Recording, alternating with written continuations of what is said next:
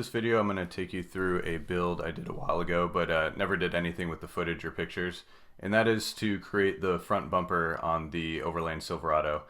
I made this out of 1/8 inch thick, 6 inch wide plate, basically, or flat bar, to keep costs down instead of cutting big chunks out of plate sheets. I also did 3/16 throughout it for strength and stability as well, like for where the frame mounts are, that's all 3/16, everything tied in. And then I had some stainless steel eyelets that I used for the front as well. I don't have a plasma cutter, so all the cutting I did was with a cutoff wheel, and it looked a lot like this, and this, and this, and this, and this, and this. And you get the idea. Basically a lot of cutting. I also did the bending myself using a one-off die that I made in a Harbor Freight press brake, essentially. And I was able to bend up all the 1/8 and 3/16 steel with this, and it worked out quite well.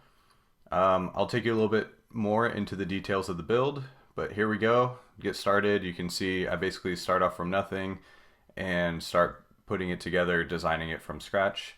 So hopefully you enjoy it, and it gives you a little insight and motivation to do a build like this yourself. Thanks for watching. So I'll show you what I've done so far. So you can see under here I made some brackets that bolt on in a stock location, and then basically just some temporary mounting to hold this top plate up on the bumper. And then I basically contoured this piece so that it matches the front valance or whatever, the front bumper piece. I actually have it over here. So that matches the contour, and it just sticks out like maybe 1.5 inches or so.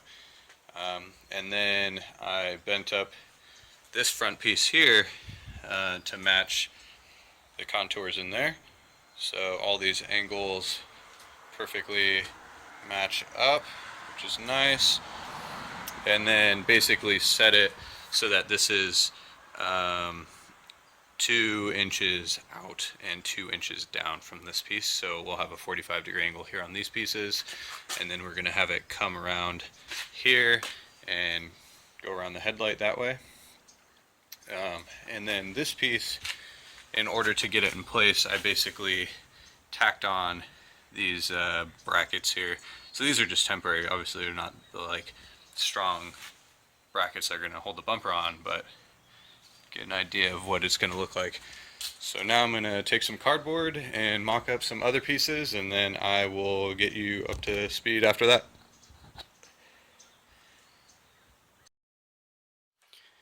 Alright, so I thought you might like a little bit more insight into what I'm doing. So right now I'm bending up this piece for the side of the bumper. It's going to wrap around the headlight there, kind of right in the middle of the shot. So basically I took some measurements. So you can see this first bend is supposed to be 16.5, 17.5, and then 18.5, and I measured them out as well. You may be wondering, where did I get those measurements from? I skipped around a lot on this, so I'm going to show you right now. Basically what I did is I took the measurements off of the angles I created from these pieces under the headlight here. So firstly, before I bent this piece, I basically came up with the angles that I wanted, these little pieces that kind of form the contour of the headlight, and then I knew I needed to make a larger section under that. So those angles that I just mentioned were the angles taken off these pieces above in order to make this below section that I'm bending up work for that. So I basically have this tool to keep track of my angles. So I've already bent up this piece here, and you can see I eyeballed it pretty well. I mean, that's pretty much dead on. So let's see if I can one-handed show you kind of how I'm doing this.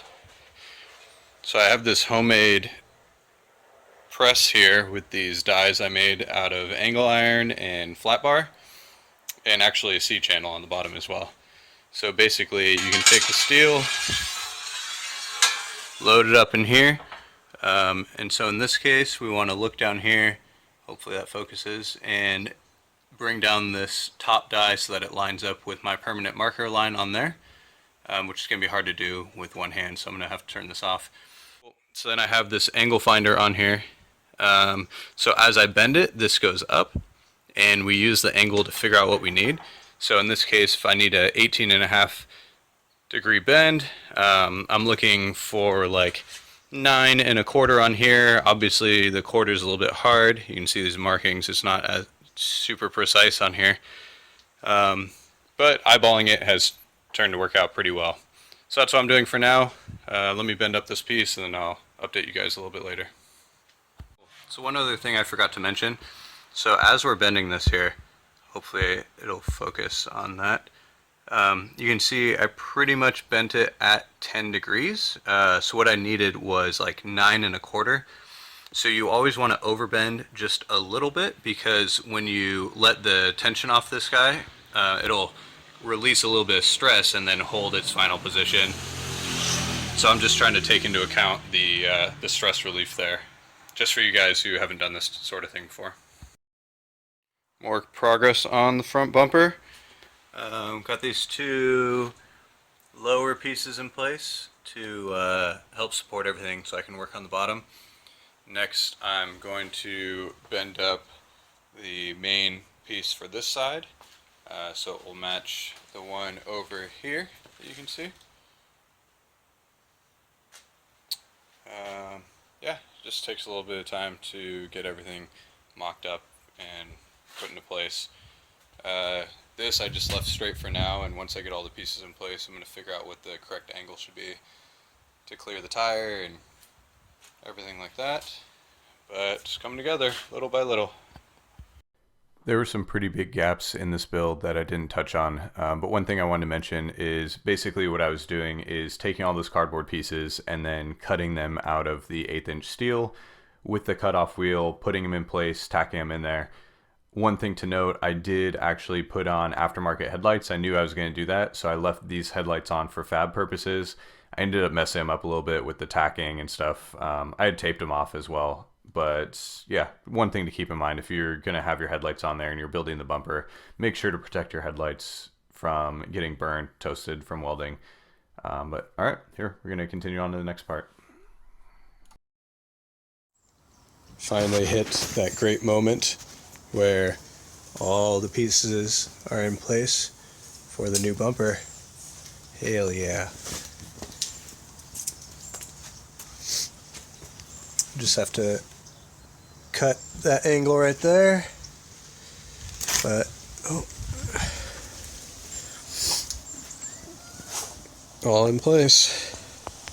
Once all the pieces were put in place, I basically added a bunch of support to the back end to help prevent any movement of the pieces as I weld it, because when you induce heat to it, especially with how many pieces are in place, it'd be very easy for it to warp and shift. So basically I tried to brace the back as much as possible to keep it from warping or twisting at all, because it would be really frustrating to get that all done, put it back on, only to realize that it had warped. So what I'm doing here is I'm basically welding all these pieces in place on my counter here. I haven't had any problem with fires, by the way. If anyone's worried about me not welding on a metal surface, it's fine.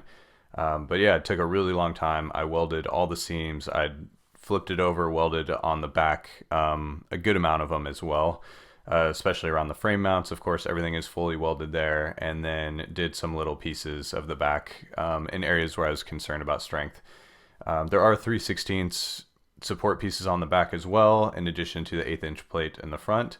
But yeah, basically once it was all welded, I was able to then put it on the truck and bolt it on, kind of pushed it in place a little bit because, you know, based on the mounting points, I wanted to make sure it was really close up to the headlight. So I pressed it up in place, then bolted it all together, and yeah, turned out really well. I'm very happy with it. And like I said before, hopefully this inspires some of you to build your own bumper and just do some fabrication of your own.